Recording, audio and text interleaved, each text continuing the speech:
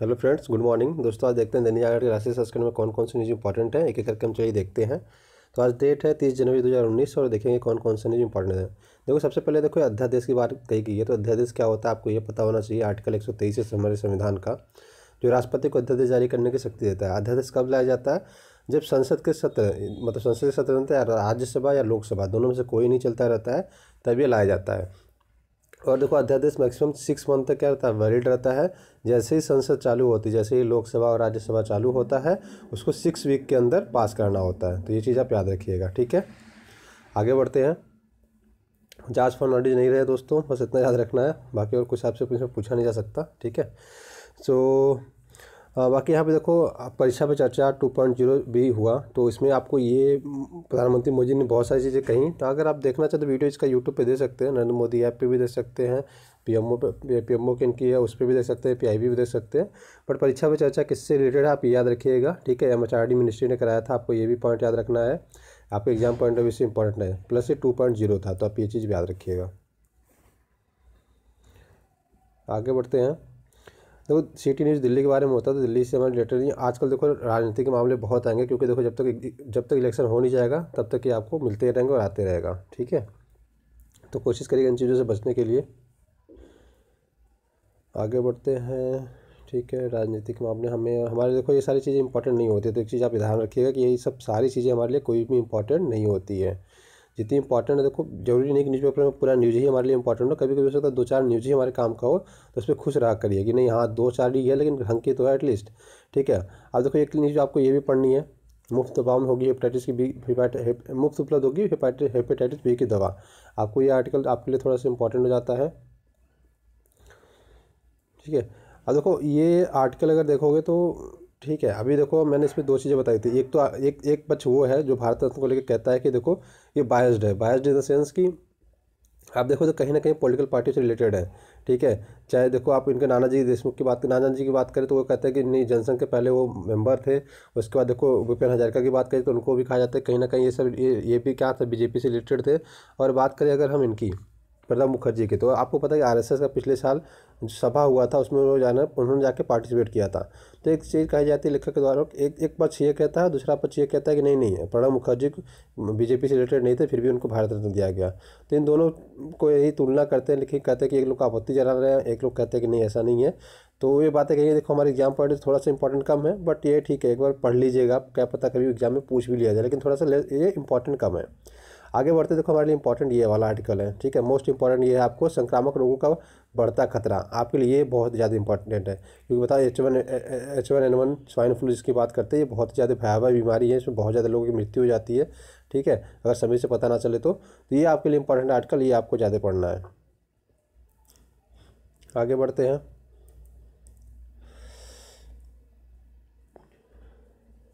तो एक ये आपके लिए इंपॉर्टेंट हो जाता है, ठीक है, ये वाला।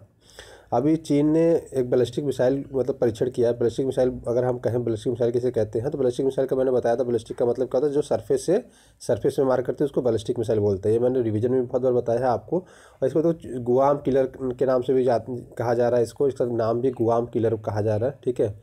तो आप बस याद रखिए किसका है ये, और इसको अगर लोगे डोंगफेंग 26 की जद, तो ये याद रखिएगा, ऐसे ही है ये, ठीक है। किसका है? चाइना का। तो आप याद रखिए इसको गुआम किलर भी कहा जा रहा है, तो आप ये चीज़ पढ़ना है, इसको गुआम किलर भी कहते हैं। आगे बढ़ते हैं। वर्ल्ड कप T20 स्टार्ट होने वाला है। बाकी देखो ऑस्ट्रेलिया ओपन ख़त्म हो गया, तो ऑस्ट्रेलिया ओपन का मतलब बता दें कौन कौन। ओसाका थी फीमेल में, और नोवाक जोकोविक थे मेल में विजेता। तो आप ये चीज़ याद रखिएगा, फीमेल में ओसाका है और नोवाक जोकोविक आपका मेल में है। तो आपसे ये इंपॉर्टेंट हो जाता है, आपसे पूछे जाने के चांसेस हो सकते हैं, ठीक है। फसलों पर आर्सेनिक के असर को रोकेगी ये बैक्टीरिया। आप ये आर्टिकल पढ़ लीजिएगा, ये इंपॉर्टेंट है आपके लिए, ठीक है। देखो मैं बस न्यूज़पेपर में इसलिए बताता हूँ क्योंकि आजकल जो लोग न्यूज़पेपर पढ़ते हैं उनको एटलीस्ट पता रहे कि मेरे न्यूज़पेपर में क्या है और कैसे पढ़ना चाहिए और क्या नहीं पढ़ना चाहिए। वरना हम क्या करेंगे, हम सब कुछ पढ़ डालेंगे, और जो हमारे काम का है वो भी, जो काम का नहीं है वो भी। आपको ये पढ़ना है आर्टिकल, ठीक है। ग्लेशियर पिघलना उसको लेकर दिया गया है। अब देखो ये आपका ये क्यूरियोसिटी, ठीक है, क्यूरियोसिटी किसका रोवर है? ये मंगल ग्रह पर भेजा गया, नासा का है। तो आपको ये याद रखना, कभी पूछ दिया जाए क्यूरियोसिटी किसने भेजी है, आपसे ये एग्जाम में पूछा जाता है, ठीक है। तो ये चीज़ याद रखिए, नासा ने भेजा है, ठीक है। तो अब यहाँ पे कृत्रिम त्वचा बनाने की बात करेगी, लेकिन हमारे लगता नहीं कि एग्जाम में पूछा जाएगा। फिर भी आप एक बार इसको थोड़ा सा पढ़ लीजिएगा, इंपॉर्टेंट नहीं है, बट फिर भी आप इसको अगर पढ़ना चाहें तो पढ़ लीजिएगा। अब चलिए देखिए रिवीजन कर लेते हैं एक बार। रिवीजन सेक्शन मैंने कल भी नहीं किया था, तो आज हम रिवीजन करेंगे, ठीक है। चलिए दोस्तों रिवीजन स्टार्ट करते हैं। तो देखो रिवीजन में सबसे पहले हमने लैंड वाइज बोला था कि सबसे बड़ा महाद्वीप कौन सा, एशिया है। सबसे छोटा कौन सा जमीन के हिसाब से, ऑस्ट्रेलिया। तो याद रखिए सबसे बड़ा एशिया है, सबसे छोटा ऑस्ट्रेलिया है महाद्वीप। तो याद रखिएगा, अगर पॉपुलेशन के हिसाब से तब भी एशिया सबसे बड़ा आ जाता है, लेकिन सबसे छोटे में पॉपुलेशन के हिसाब से अंटार्कटिका है। तो ये चीज़ आप याद रखिएगा। उसके बाद देखो हम मैपिंग में बात करें अगर साउथ अमेरिका की, तो साउथ अमेरिका मैंने बताया था कि यहाँ से अगर आप पढ़ना चालू करिए करा करिए। कोलंबिया, वेनेजुला देखो अभी चर्चा में है, तो इसलिए वेनेजुला के आसपास देखना है। अर्जेंटीना में G20 हुआ, इसलिए आपको ये इंपॉर्टेंट हो जाता है। तो देखो साउथ अमेरिका के 2 कंट्री यहाँ जो आपको बहुत ही ध्यान से देखना है। प्लस फ्रेंच गुयाना इसलिए इंपॉर्टेंट हो जाता है कि भारत के अपने बहुत सारे मिसाइल से यहाँ पे छोड़े थे, आपको याद हो तो, ठीक है। तो ये सारी चीज़ें हैं जो आपको देखो अब यही होता है, यूपीएससी डायरेक्टली कहीं से कुछ नहीं पूछ देता कि ऐसे चलो हम उठा के रैंडमली पूछ लेते हैं। वो प्लेस कहीं ना कहीं पूरे 1 साल में चर्चा में रहता है, तभी उसके द्वारा ये पूछा जाता है। इसलिए देखो हम रिवीजन कराते हैं कि आप लोग ये इतने बार आप पढ़ लो कि एग्जाम में पूछते आपको स्ट्राइक करे, यार इसका तो आंसर ये हम जानते हैं। तो आपका क्या होगा, कॉन्फिडेंस बढ़ जाएगा। अभी रिवीजन बोरिंग लगता है, लेकिन आपको कल यही फ़ायदा करेगा दोस्तों।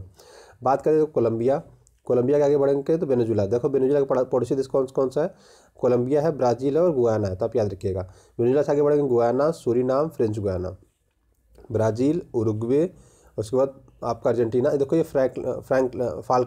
फाल्कलैंड है, इस पर यूके का कब्जा है, मतलब यूके अपने टेरिटरी बताता है इसको, लेकिन इस पर अर्जेंटीना कहता है कि नहीं हमारी है, ठीक है। आगे बढ़ते हैं चिली, पेरू, इक्वाडोर, और बीच में मैंने बताया था याद करने के लिए बीपी, बोलाविया और पराग्वे।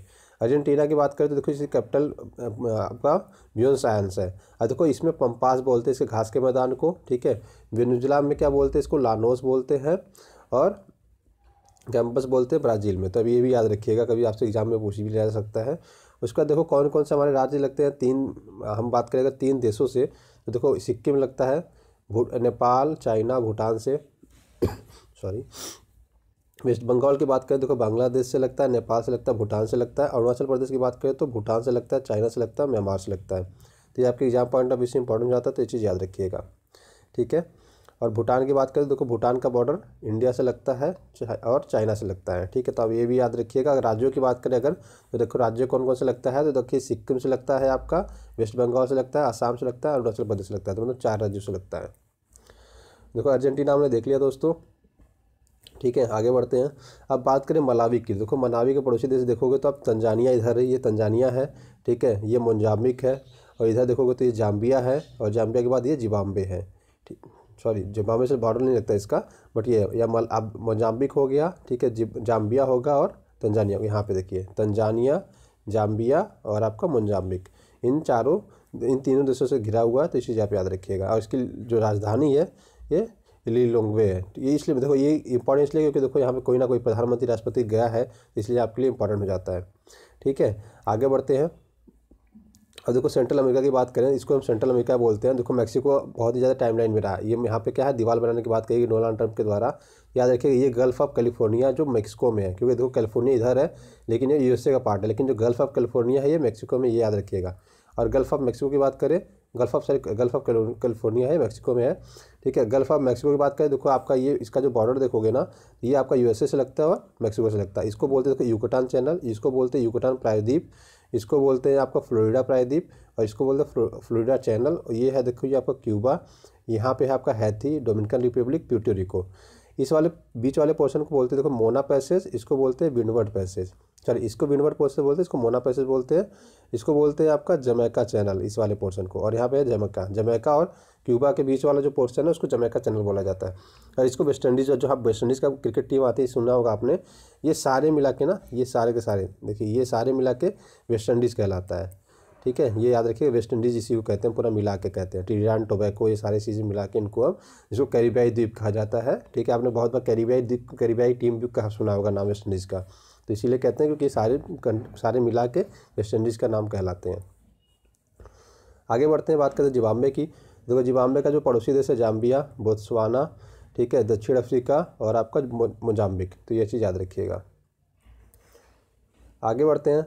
देखो इसमें आप बात करेंगे बोत्सवाना की, तो बोत्सवाना से देखो जाम्बिया भी लगता है, उसका थोड़ा सा बॉर्डर टच करता है, तो आप ये चीज़ याद रखिएगा यहाँ पे, ठीक है। नामीबिया, दक्षिण अफ्रीका, जिम्बाब्वे और जाम्बिया।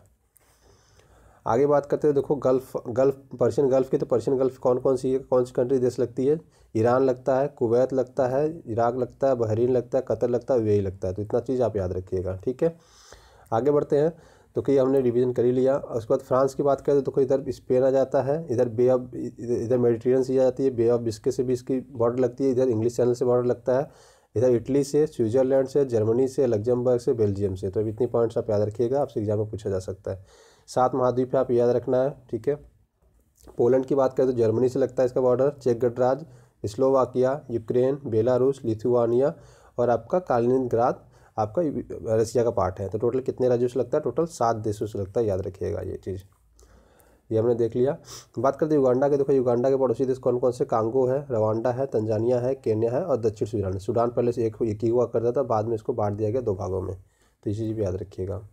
बात करें, देखो बहुत एक स्टूडेंट ने मेरे को पूछा कि सर सबसे ज़्यादा बॉर्डर किससे लगता है? देखो सबसे ज़्यादा बॉर्डर दोनों, ये दोनों बराबर हैं। चाइना की बात करो तो भी बराबर है और इसकी बात करो तो भी बराबर है।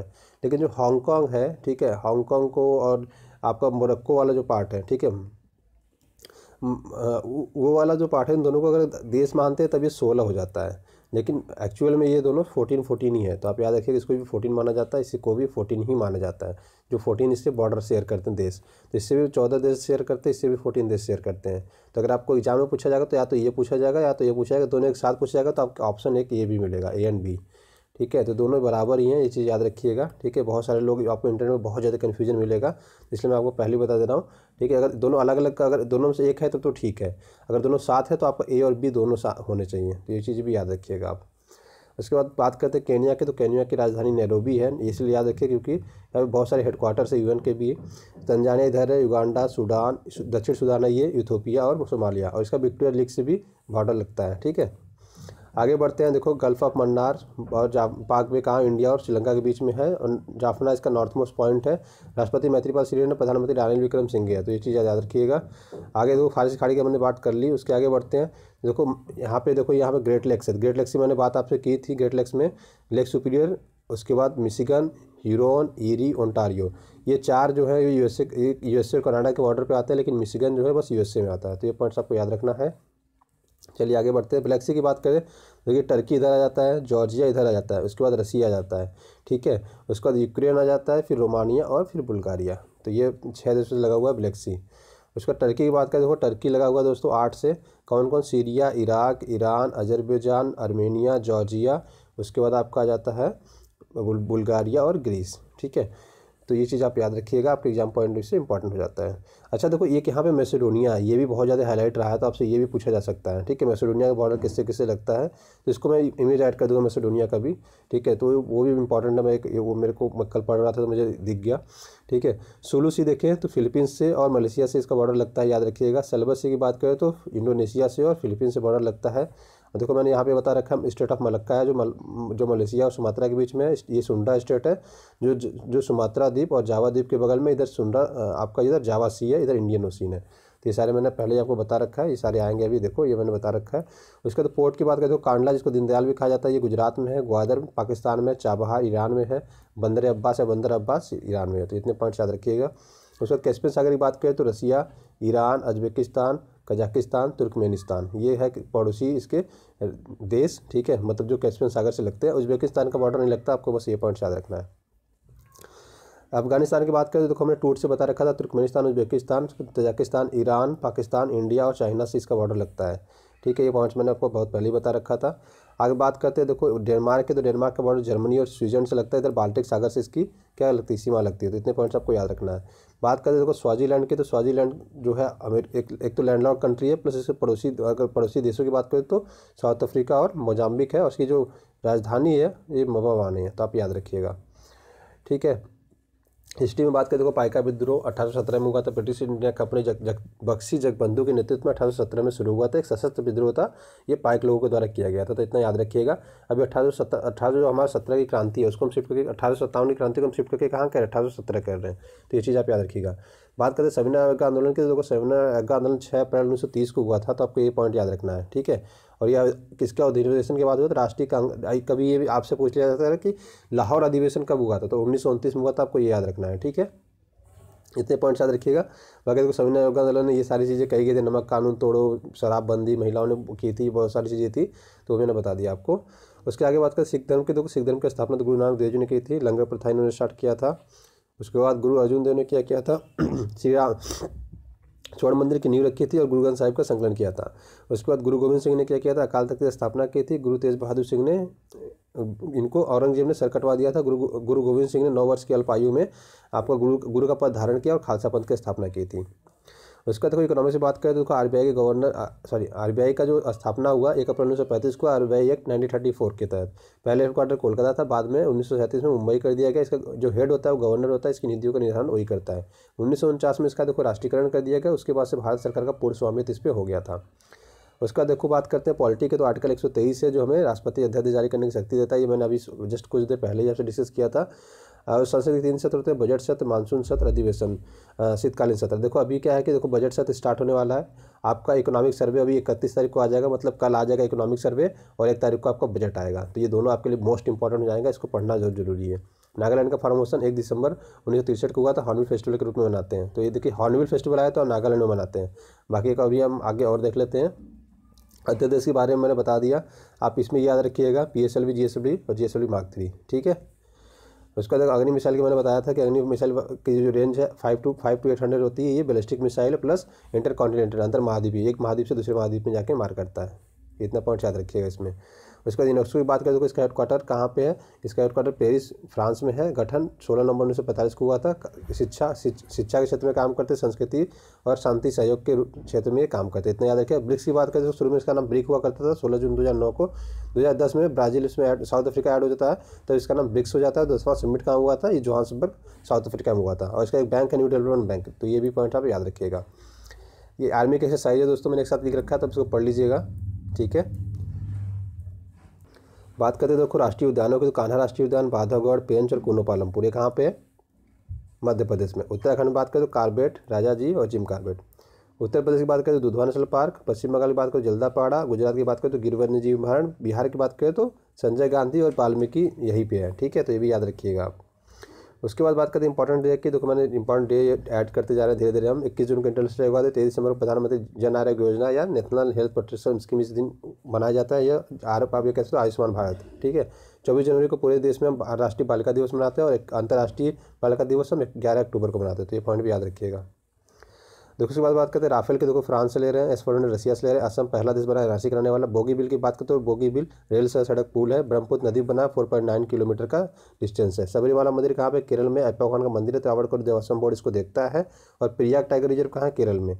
बीएसएनएल के ब्रांड एम्बेसडर कौन है, मैरी कॉम है। पंजाब में शाहपुर कंडी डैम बन रहा है रावी नदी पर। तो ये याद रखिए। ड्रोन के 5 वेरियंट है, nano, macro, small, medium, large, ठीक है। आगे बात कर देखो फ्लेमिंगो महोत्सव, तो ये देखो पोलकट झील और आपका सुल्लूरपेटा में मनाया जाता है। तो ये चीज़ याद रखिएगा। नीलापटू पक्षी अभ्यारण्य है, तो ये कहाँ पे है, आप याद रखिएगा, आंध्र प्रदेश में, ठीक है। और पुलिकट की बात करें तो देखो पुलिकट कहाँ पे है, पुलिकट तमिलनाडु और आंध्र प्रदेश के बॉर्डर पे है। थोड़ा सा बॉर्डर शेयर होता है किसका, आपका तमिलनाडु का। उसका देखो ये मैंने बता दिया आयुष्मान भारत 10 करोड़ परिवारों को लाभ मिलेगा। 10 करोड़ परिवारों को मतलब 50 करोड़ लोगों को लाभ मिलेगा। दुनिया की सबसे बड़ी हेल्थ स्कीम है। प्राइवेट और सरकारी दोनों हॉस्पिटल में इलाज करा सकते हो और 5 लाख रुपए तक का बीमा कवरेज मिलेगा। इसके कई नाम से जाने जाते हैं, मोदी केयर, प्रधानमंत्री Jan Arogya Yojana, Ayushman Bharat, national health protection scheme. प्रधानमंत्री ग्रामीण आवास योजना की बात करें तो हाउसिंग फॉर ऑल प्रोवाइड 22, ठीक है। 2022 तक सभी को घर प्रोवाइड करना है, ये गवर्नमेंट की प्लान है। अब तो पाके पागा हॉर्नबिल फेस्टिवल, तो हॉर्नबिल फेस्टिवल नागालैंड का होता है, पाके पागा अरुणाचल प्रदेश का। तो आप ये चीज़ याद रखिएगा, ठीक है। तो दोस्तों आज की वीडियो में बस इतना ही। आशा करते हैं आपको वीडियो पसंद आया होगा। पसंद आया तो अपने दोस्तों के साथ लाइक शेयर सब्सक्राइब जरूर करिएगा, ठीक है। वीडियो देखने के लिए दोस्तों बहुत बहुत धन्यवाद। आपका दिन शुभ हो, हमेशा की तरह खुश रहिए, लोगों में प्यार बांटते रहिए। God bless you all, thank you.